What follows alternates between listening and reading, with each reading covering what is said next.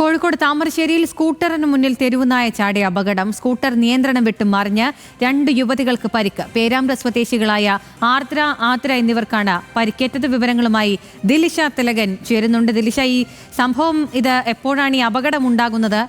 അവിടെ തെരുവുനായ ശല്യം രൂക്ഷമായ ഇടമാണോ? എന്താണ് വിശദാംശങ്ങൾ? രാത്രി 8 മണിയോടുകൂടിയാണ് ഈ അപകടം ഉണ്ടാകുന്നത്. അതായത് ഈ സ്കൂട്ടർ യാത്രികർ താമരശ്ശേരി ഭാഗത്തു നിന്നും വയനാട്ടിലേക്ക് പോകുകയായിരുന്നു.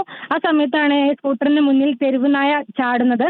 സ്കൂട്ടർ ുള്ള 2 പേർക്കും പരിക്കേറ്റിട്ടുണ്ട്.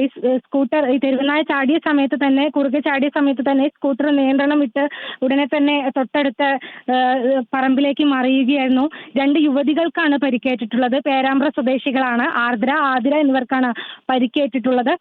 ഉടനെ തന്നെ നാട്ടുകാർ ചേർന്ന് ഇവരെ ആദ്യം താമരശ്ശേരി താലൂക്ക് ആശുപത്രിയിൽ എത്തിക്കുകയായിരുന്നു. അവിടുന്ന് പ്രാഥമിക ചികിത്സ നൽകിയതിനു ശേഷം കോഴിക്കോട് മെഡിക്കൽ കോളേജ് ആശുപത്രിയിലേക്ക് മാറ്റി. ഇരുവരുടെയും പരിക്ക് സാരമുള്ളതല്ല എന്നാണ് ആശുപത്രി വൃത്തങ്ങളിൽ നിന്നും അറിയാൻ സാധിക്കുന്നത്.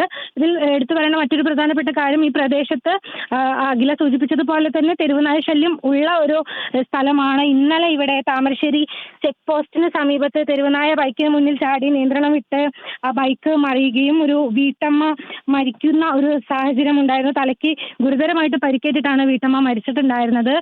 വലിയ രീതിയിൽ അവിടെ തെരുവുനായ ആക്രമണങ്ങളൊക്കെ തന്നെ റിപ്പോർട്ട് ചെയ്തിട്ടുള്ള ഒരു സ്ഥലമാണ്. തെരുവുനായ ഭീതിയിലാണ് നാട്ടുകാർ കഴിയുന്നത് എന്നടക്കം പ്രദേശവാസികൾ അടക്കം നമ്മളോട് പ്രതികരിക്കുകയുണ്ടായി. അഖില. ദിലിഷ തിലകനാണ് കോഴിക്കോട് നിന്ന് വിവരങ്ങൾ നൽകിയത്.